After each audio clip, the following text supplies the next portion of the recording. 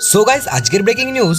2-3 দিন ধরে রাসের মেলায় ঘোরাঘুরি করে দীপের হাতে পায়ে অনেক ব্যথা হয়েছে। আজ সকাল সকাল উঠে আমার লালপুরিটাকে খুঁজে না পাই আমার পাপার বুলেট নিয়ে আমি চলে আসি মাঠের দিকে ও এটিকে এখানে পার্ক করি।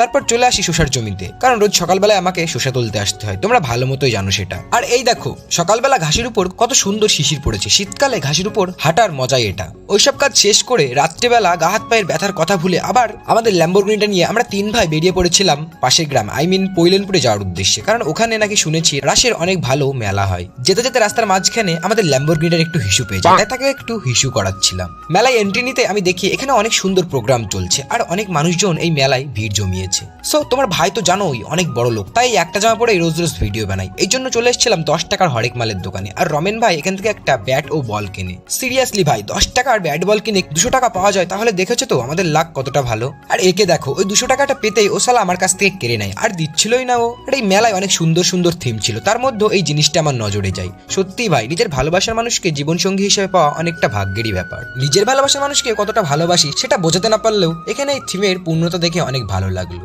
সো তারপর ল্যাম্বরগিনিতে উঠে টুকটুক করে লাইটিং গুলোর মজা নিতে নিতে আমরা চলে আসি বাড়ির দিকে।